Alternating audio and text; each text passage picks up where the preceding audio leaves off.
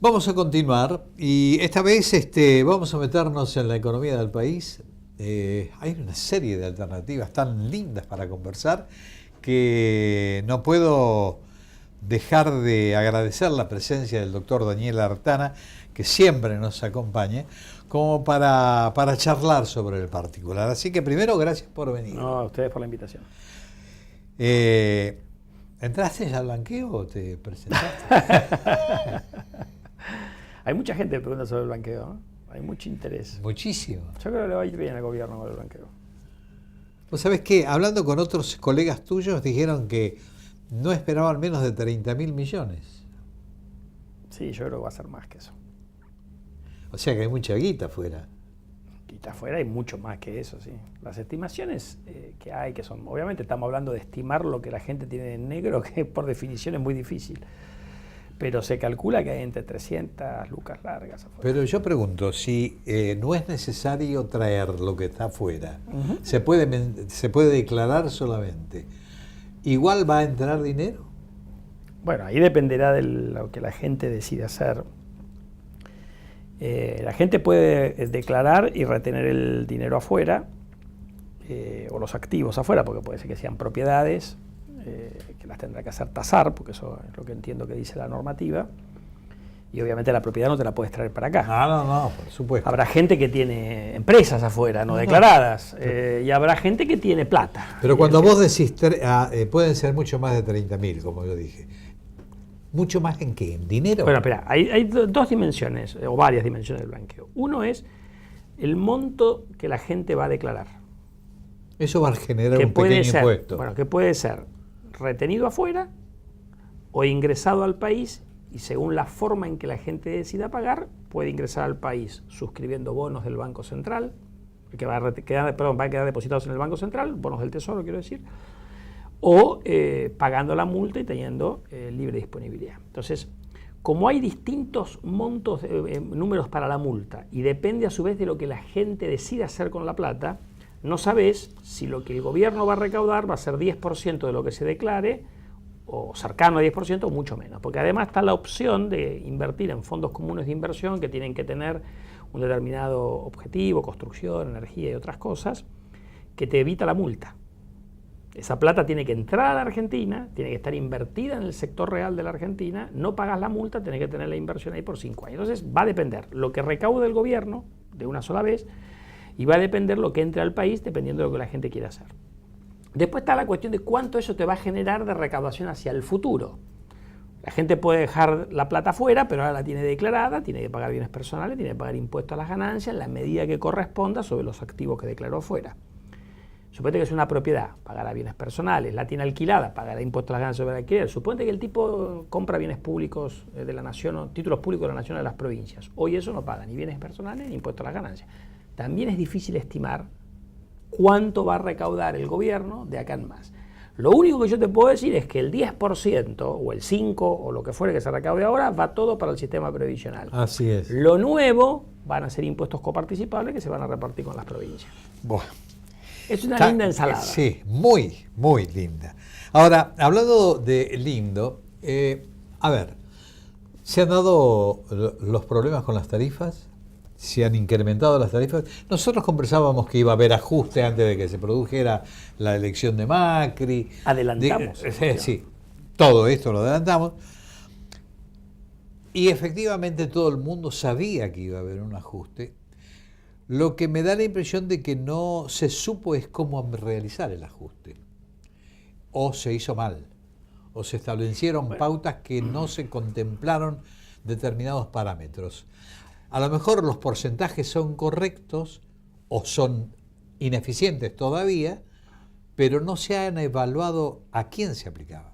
Bueno, sí, hay varias cuestiones. Una cuestión es la cuestión legal, que a mí me excede, pero que es la que se ha planteado en estos días, con la justicia o parte de la justicia objetando los aumentos porque no se cumplió, el gobierno no cumplió con determinados requisitos. Una infidencia que me dijeron, dice, a ver, ahora nos van a manejar los jueces, van a gobernar, lo dijo Macri. Bueno, no lo sé yo si eso es así, pero hay toda una legislación que establece determinados pasos. La discusión ahí es básicamente sobre el punto central, creo yo, sobre la falta de audiencia pública, que el gobierno lo que dice es que En realidad eso está amparado por una decisión que tomó el gobierno de Cristina hace un par de años atrás. ¿Quién tiene razón? No lo sé, lo resolverá la Corte Suprema o quien sea que lo tenga que resolver. La segunda cuestión es la magnitud de la diferencia entre lo que pagábamos nosotros, familias y empresas, por la luz, el gas, el transporte, y lo que cuesta era enorme. Ahora ahí tenés dos discusiones. ¿Cómo vas desde lo que pagabas hacia lo que cuesta? ¿A qué ritmo, a qué velocidad vas? Y segunda cuestión es si lo que cuesta está bien o es caro. ¿Okay? Entonces, parte de la discusión es, en materia, por ejemplo, de electricidad, el gobierno hizo una suba muy importante en febrero que generó algún ruido, pero que pasó, donde la suba fue en promedio 300% para las familias, mucho más alta para los grandes usuarios industriales. Y ahí, en el caso de los usuarios industriales, aparentemente estás cubriendo los costos, en el caso de las familias, no, estás a mitad de camino. Pero hay también una discusión respecto de si el sistema tiene costos de eficiencia, que probablemente no los tenga porque vos venís de mucho tiempo de decisiones de invertir en generadores decidida por Debido, la gente de Debido que no lo hizo muy eficazmente. Después vino el tema del gas. En el gas, el gobierno retuvo un esquema que venía del kirchnerismo que te daba un descuento si vos bajabas tu consumo y lo perdías si no bajabas el consumo. Ahora, ¿qué pasa? Como el consumo subió porque este otoño hizo más frío que el año anterior, se te mezcló el aumento que tenías, que era importante, con la eliminación del descuento, y eso te llevó a que alguna gente, más la suba en el consumo, que la gente que lo que ve es la factura, tuviera un aumento en la factura muy importante. Ahí también el gobierno le está reconociendo, sobre todo a los productores petroleros, le mejoró los precios y por lo tanto vos podés hacer una discusión, válida o no, de si los costos que querés cubrir son altos o no. Ahora, para sintetizar un poquito, acá hay una discusión más básica. Independientemente de que uno esté de acuerdo con los costos o no, me parece que lo que ha pasado es que algunos jueces, sobre todo aquellos que dicen que son más afines al kirchnerismo, tienen una postura que es absurda, que la gente no tiene que pagar. Ahora, si todos no pagamos, los servicios no los podemos tener, o alguien tiene que poner la diferencia. Ese alguien, ¿quién era históricamente? El Estado. El Estado tiene la plata hoy para hacer frente a eso, y en principio no la tiene. Entonces, acá hay una cuestión donde se mezcla una discusión, si querés, regulatoria, una discusión de decir los costos están bien, cómo se tenía que haber hecho los aumentos, se puede haber hecho más gradual, se hizo una tarifa social, por ahí tenía que haber sido más generosa, se hizo una diferencia entre pymes y grandes usuarios, quizás tenía que haber sido distinto, hay toda una discusión técnica válida y después está una visión que yo creo que es populista, disparatada, de que no hay que pagar nada. Entonces, si no hay que pagar nada, decime quién paga la cuenta, porque si no la pagas vos, alguien la tiene que pagar, tu cuenta de gas. Si no la pago yo, mi cuenta de electricidad, alguien se tiene que hacer cargo.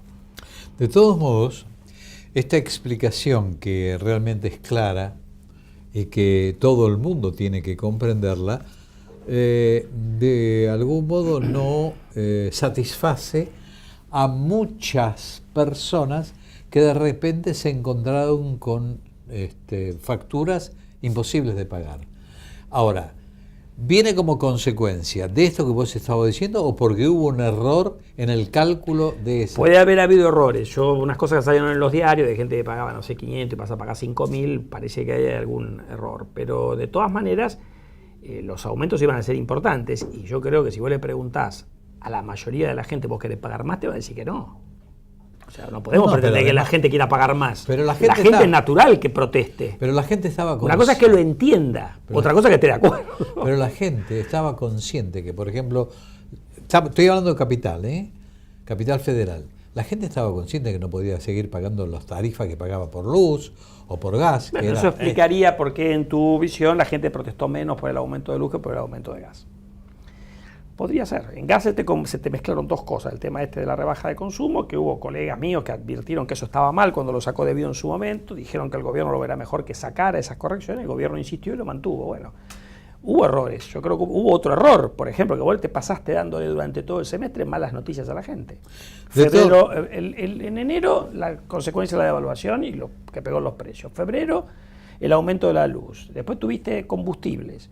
en abril gas, agua y transporte, después otra vez combustible, después la prepaga. Era que la pregunta era ver en agosto con qué te van a empomar, y obviamente que eso genera también zozobra y genera problemas. Yo no sé por qué el gobierno lo manejó así. Ahora, independientemente de todo esto, y ahora tomando todo esto que estuvimos hablando, todos los empresarios, o un altísimo porcentaje de empresarios del consumo, lo han volcado a los precios. Ya lo habían anticipado antes de la asunción de Macri y después de la asunción de Macri, previendo absolutamente todo esto. Bueno, y la situación de la inflación... Ahí no son una discusión, ahí hay dos discusiones. Una es por qué tenemos la inflación todavía tan alta, y otra es si el nivel de precios, o sea, el precio que vos pagás, no lo que cambió con respecto al mes pasado o hace 6 meses, es alto. La Argentina es un país caro, pero es un país caro por una mezcla de cosas. Entonces yo te voy a mencionar las que por ahí es caro porque los impuestos son altísimos en la Argentina, es caro porque los costos laborales son caros, por la litigiosidad laboral, por un montón de cuestiones. Es caro porque tenés sectores muy protegidos y le cobran esa protección al consumidor. Es caro porque habrá vivos que se abusan. Hay una mezcla de por qué las cosas son caras. Ahora, lo que uno no tiene que entrar es en una paranoia colectiva. Cuando yo digo, bueno, la gente se la agarra con los supermercados, bueno, es el que pone la cara. Si realmente hay un problema con los supermercados, lo que hay que hacer es un estudio de defensa de la competencia, y el gobierno, yo entiendo que está trabajando en eso. No puede sacar una ley para controlar los precios. No, eso ya se acabó. Bueno, entonces, las cosas en algún momento uno las tiene que empezar a manejar con criterio profesional. A lo sumo le pedías a los profesionales, mirá, estas cosas que son sensibles, apurame un poco el trabajo. Pero no podemos suponer que el tipo es culpable sin hacer una cuenta. Para eso hay un tribunal. Eso, lo que pasa es que uno se olvidó porque tuvimos 10 años donde la defensa de la competencia era un sello a lo que quería hacer el gobierno, porque todo era discrecional en los gobiernos de los K. Pero vos ahora te estás moviendo hacia una cosa más profesional. Yo entiendo que el gobierno ha encargado, el Tribunal de Defensa de la Competencia, estudios para varios sectores, no solamente el de supermercados, para tratar de mirar la conducta competitiva, porque, bueno, tienen cierta preocupación. Veremos qué es lo que dicen esos trabajos, veremos cuál es la reacción de los sectores y veremos qué impacto eso tiene. De todos modos, independientemente de esto que suena tan criterioso, la gente, una mujer que esté en la calle y te escucha, y puede entrar a esta grabación, te va a decir, vos no tenés idea de lo que estoy pagando en el supermercado. Bueno, ahora vamos despacio. Acá se mezcla todo esto en un momento en que la economía está parada. De hecho, está cayendo la economía. Hace 3 trimestres que cae a 0,5% por trimestre, que es un ritmo de 2% largo anual, donde tenés una inflación todavía muy alta y donde los salarios y las jubilaciones han perdido terreno con respecto a la inflación. Entonces vos tenés los empresarios enojados o preocupados porque no venden. Estoy hablando en promedio, habrá algunos que le va mejor. No, por supuesto. La gente que tiene menos, la plata le rinde menos, porque independientemente de si sea caro o no el supermercado, le rinde menos porque tenés más, perdiste contra la inflación. Los jubilados igual. En ese ambiente es natural que la gente esté de mal humor. Todos estamos de mal humor. Ahora, eso no nos tiene que llevar a, porque está de mal humor, a decir, bueno, entonces me la agarro con la empresa de luz, con el que está filmando ahí, con la empresa del supermercado, con el almacén de la esquina. Digo, tenemos que tratar de encontrar la verdadera razón de los problemas. ¿Por qué la economía no crece? Porque la economía tiene alta inflación. Claro, pero... ¿Y cómo se resuelve? Porque encontré, viste, el diagnóstico es fácil, el tema es que el médico después te diga tiene cura. Yo soy el testaferro de la gente de la calle. Eso es el testa, vas a blanquear por ello. Sí. Entonces, la gente, todo lo que vos decís es fantástico, pero la gente no le alcanza. Y sí, y te estoy diciendo. Entonces, pero el mal humor no es que, a ver, yo estoy tratando de argumentar de que es razonable que la gente esté enojada. Pero ¿y cómo hacen para sobrevivir? Bueno, lo que pasa es que vos estás, a ver, esto es lo mismo que vos me decís. Tengo una cosa que no va ni para atrás para adelante, la puedo arreglar de determinada manera. Tengo una cosa que estábamos, la gente lo que no entiende es el daño de lo que se evita, porque si no lo ve no lo cree. Entonces ahí tenemos que hacer, eso también complica, tenés que hacer un ejercicio. ¿Qué hubiera pasado si no hubiéramos hecho nada?